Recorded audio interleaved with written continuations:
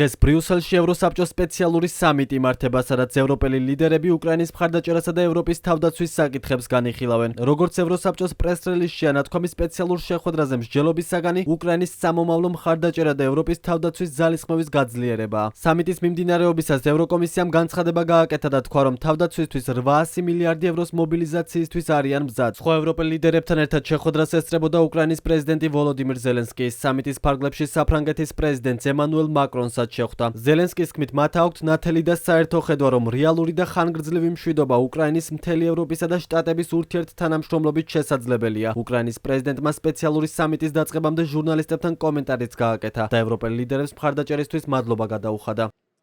I want to thank all our European leaders.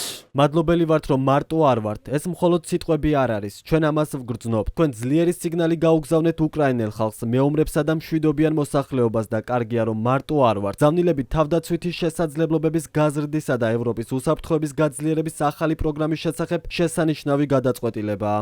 ევროპული საბჭოს პრეზიდენტის ანტონიო კოსტას თქმით, ევროპელი ლიდერების შეკრების მიზანი უკრაინაში ხანგრძლივი მშვიდობის მიღწევაა. ევროპელმა ლიდერებმა გადაწყვეტილებები უნდა მიიღონ და თავიანთი დაპირებები უნდა შეასრულონ. ჩვენ თქვენს გვერდით ვართ. ჩვენ გავაგრძელებთ თქვენთან ერთად ახლაც და მომავალშიც სამშვიდობო მოლაპარაკებების დროს, როდესაც გადაწყვეტთ, რომ მოლაპარაკებებისთვის შესაფერისი მომენტია და რაც მთავარია, როგორც ევროკავშირის მომავალ წევრ ქვეყანასთან ერთად. შეხვედრის დაწყებამდე პოლონეთის პრემიერ-მინისტრმა დონალდ ტუსკმა თქვა, რომ ევროპა მზად არის უსაფრთხოებაზე პასუხისმგებლობა აიღოს და შეიარაღების რბოლაში რუსეთი დაამარცხოს. ბევრი დრო დავკარგეთ, როგორც ევროპა, მაგრამ დღეს ყველაფერი ნამდვილად შეიცვალა. ვსაუბრობ ევროკომისიის წინადადებაზე და ყველა ჩემი თანამოსაუბრის ერთგულებაზე. მათ ეს დაადასტურეს პარიზსა და ლონდონში შეხვედრების დროს. ყველა მზად არის ეს გამოწვევა მიიღოს. ეჭვი არ არსებობს, რომ ომი უკრაინაში ევროპისადმი ამერიკული ადმინისტრაციის ახალი მიდგომა და ყველაფერზე მეტად რუსეთის მიერ დაწყებული შეიარაღების რბოლა სრულიად ახალ გამოწვევებს წარმოადგენს ჩვენთვის. ევროპა უნდა ჩაერთოს ამ შეიარაღების რბოლაში და მოიგოს ის. დარწმუნებული ვარ, რომ რუსეთი წააგებს ამ რბოლას, როგორც საბჭოთა კავშირმა წააგო მსგავსი რბოლა 40 წლის წინ.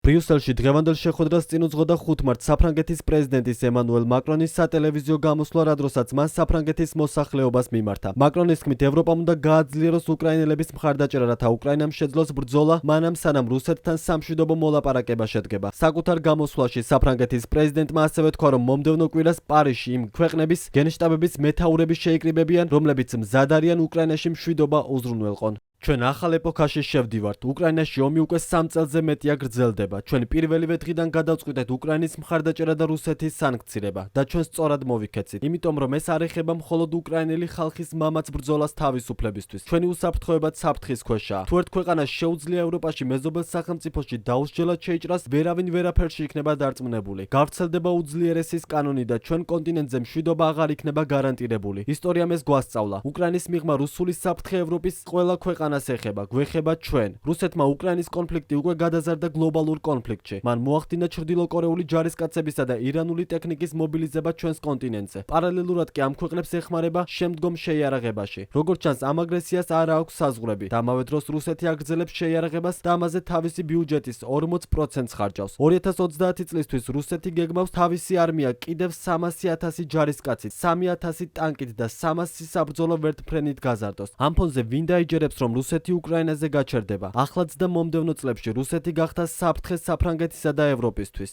მაკრონმა საფრანგეთის მოქალაქეებს აუხსნა, რომ ევროპის უსაფრთხოებისთვის მნიშვნელოვანია თავდაცვის ხარჯები გაიზარდოს. სიტყვით გამოსვლისას საფრანგეთის პრეზიდენტმა ასევე თქვა, რომ ევროპა უნდა მოემზადოს ახალი ეპოქისთვის, რომელშიც შეძლებს თავი დაიცვას იმ შემთხვევაშიც კი, თუ ამერიკის შეერთებული შტატები მის მხარეს არ იქნება. მაკრონის თქმით, ის ევროპელ მოკავშირეებთან ერთად განიხილავს რუსეთის მხრიდან საფრთხისგან თავის დასაცავად მათ მიერ საფრანგეთის ბირთვული შემაკავებელი პოტენციალის გამოყენების იდეას.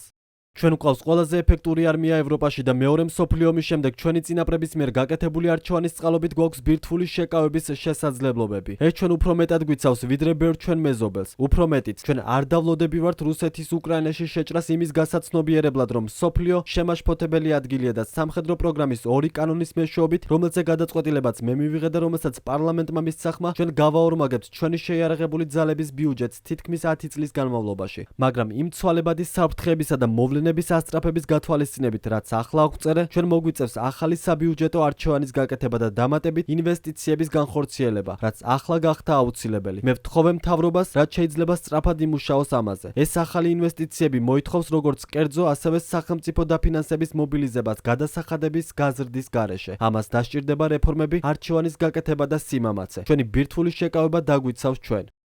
მაკრონის მიმართვაზე კომენტარი გააკეთა უკრაინის პრეზიდენტმა ვოლოდიმირ ზელენსკიმ. მან საფრანგეთის პრეზიდენტს მხარდაჭერისთვის მადლობა გადაუხადა და თქვა, რომ მშვიდობა უკრაინაში ნამდვილი უნდა იყოს. მაკრონის გამოსვლა არც რუსეთის ყურადღების მიღმა დარჩენილა. რუსეთის საგარეო საქმეთა მინისტრის სერგეი ლავროვის თქმით, მაკრონის ბირთვული რიტორიკა რუსეთისთვის საფრთხის შემცველია.